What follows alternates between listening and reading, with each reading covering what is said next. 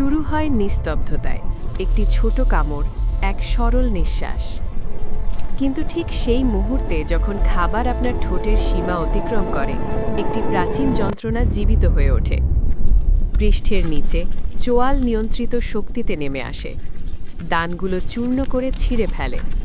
লালা অন্ধকারে ঢেলে যায়, এনজাইমের জোয়ার যা পদার্থকে আলাদা করে ফেলে।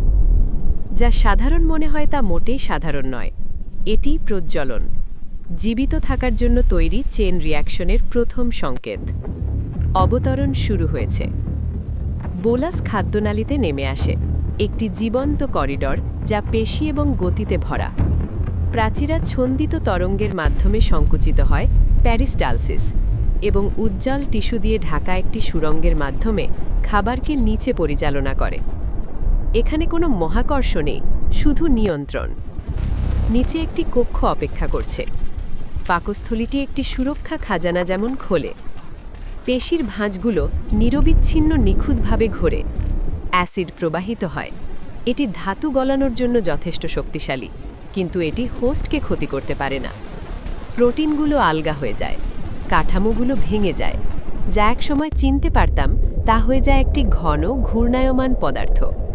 এটি ধ্বংস, জীবিত থাকার সেবায় ধ্বংস। ঘণ্টার পর ঘণ্টা এই জৈব রাসায়নিক ঝড় চলে।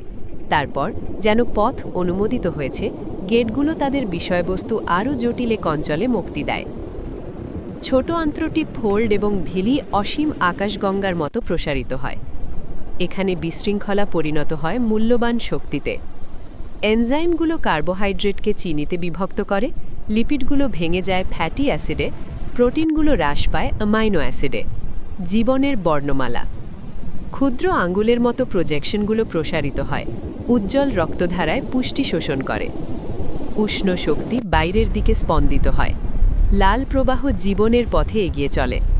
প্রত্যেকটি হৃৎস্পন্দন দূরে অবস্থিত কোষগুলিতে ফসল বিতরণ করে, যারা অন্ধকারে অপেক্ষা করছে। কিছুই নষ্ট হয় না, সবই দখল করা হয়। বড় অন্ত্রে পানি পুনরর্জন করা হয়, ভারসাম্য পুনরাপ্রতিষ্ঠিত হয়। যা বাকি থাকে তা ঘন, সংকুচিত এবং নির্গত হয়। মিশন সম্পন্ন।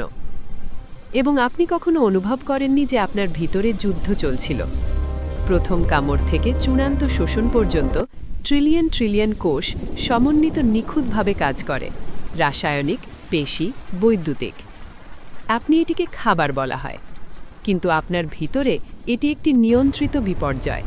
প্রতিদিনের এমন একটি রূপান্তরের কাজ যা পদার্থকে গতি, জ্বালানিকে চিন্তা এবং উপাদানকে স্বয়ংক্রিয়ভাবে রূপান্তরিত করে।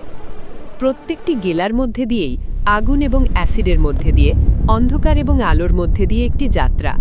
এবং প্রত্যেকটি গেলার সাথে সাথে জীবিত থাকার নিঃশব্দ ইঞ্জিন আবার জীবিত হয়ে ওঠে।